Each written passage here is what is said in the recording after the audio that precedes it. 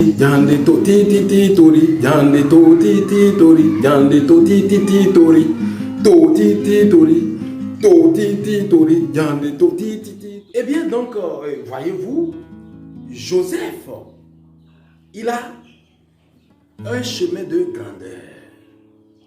Et sur ce chemin de grandeur, il a eu des souffrances. Ces souffrances-là, ce n'est pas Dieu qui les a causées. Non, non, non, non, non, non. Ces souffrances-là, c'est le résultat des erreurs, des fautes de Joseph. Voilà. Évidemment, on va se dire, mais si on ne l'avait pas vendu comme esclave, est-ce qu'il allait devenir... Eh bien, toi aussi, c'est pareil. Si une souffrance devait venir dans ta vie et que cette souffrance est de la main de Dieu, eh bien, Dieu va trouver le moyen de te le dire. Si il te dit et tu ne sais pas entendre Dieu, des gens qui savent entendre Dieu vont l'entendre et te le dire. Joseph, Dieu lui a parlé en rêve pour lui dire qu'il va être grand. Si Dieu avait prévu ces souffrances-là, il allait lui dire, lui aurait dit, écoute, tu vas souffrir, souffrir, souffrir. D'ailleurs, Genèse chapitre 15, Dieu n'a-t-il pas dit à Abraham que ses descendants vont être esclaves, à tel, etc., etc. Donc, Dieu a bien dit, a bien prévu, voilà, un malheur qui va frapper. Alors, il lui a dit, vous voyez, quand Dieu, on ferme cette page, donc c'est pour dire que ce n'est pas cela. Dans ta vie, il y a des choses que tu traverses à cause de tes propres erreurs, à cause de tes fautes. Lève-toi et corrige-les. Arrête d'écouter les mentalités, les propos selon lesquels c'est Dieu qui a voulu ça dans ta vie. Lève-toi, corrige tout ça.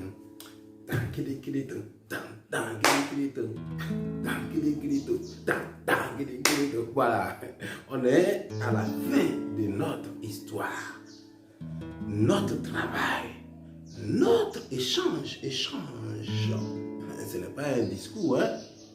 C'est un échange. Oui, moi je parle, vous écoutez. Oui, c'est vrai, vous ne parlez pas pour que j'entende, mais vous parlez, ça bavarde dans votre tête. Pendant que je parle, ça bavarde en vous. Donc c'est échange, hein? C'est causerie. Voilà. Eh bien, au terme de notre échange, de notre causerie, de notre dialogue, voilà, de notre dialogue, ce que nous pouvons retenir, c'est que, eh bien, mon frère, ma soeur, on a parlé de la faute de Joseph, qui a fait que Joseph a pu souffrir avant de devenir grand. Et on a vu que à chaque fois qu'il commet une faute, il chute, mais Dieu crée une occasion, il saisit l'occasion et il s'en sort. C'est comme ça que ça marche. C'est comme ça que ça marchait depuis. C'est comme ça que ça a marché entre-temps. C'est comme ça que ça marche maintenant. Et c'est comme ça que ça va toujours marcher. C'est-à-dire que si tu restes là, à toujours dire que c'est la faute de Dieu, tu vas rester là. Tu vas rester là où Akama. Tu vas rester là où Bekan. Tu vas rester là où Terrasse. Tu comprends ce que je veux dire? Lève-toi, plan. Debout, lève-toi de ton fauteuil de c'est la volonté de Dieu. Lève-toi de ta natte de c'est la volonté de Dieu. Lève-toi de ton lit de c'est la volonté de Dieu. Lève-toi, plan.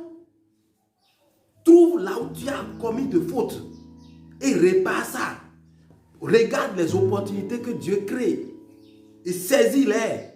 Et tu vas voir que ta vie va changer. Tu vas voir que tu vas booster tout. Ce n'est pas la faute des sorciers, hein, tout ce qui se passe avec toi. Ce n'est pas la faute de tes camarades.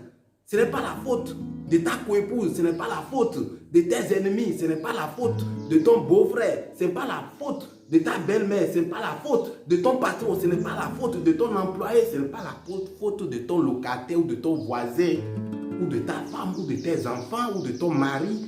C'est ta faute, toi-même. Voilà. Tu as travaillé, tu es brillant, tu as une excellente entreprise. Tu as de l'argent, tout marche pour toi. Mais il s'est fait que tu as une femme qui te trompe, elle est infidèle. Et tu dis que c'est la faute de Dieu. Comment? C'est Dieu qui lui met coucou en bas. Tu dis que c'est la faute de Dieu. En quoi? Qu'est-ce qu'il regarde Dieu dedans? Mais c'est ta faute. C'est ta faute. Tu as su gérer ton travail et ça te génère beaucoup d'argent. Mais tu ne sais pas comment gérer une femme. C'est tout le problème. Tu n'as pas su choisir une femme qui va être fidèle à toi ou alors tu n'as pas su gérer la femme pour qu'elle ne soit pas infidèle. C'est tout. Donc, revois exactement où est-ce que tu as commis de fautes là et puis tu vas avoir ta femme fidèle. Asia.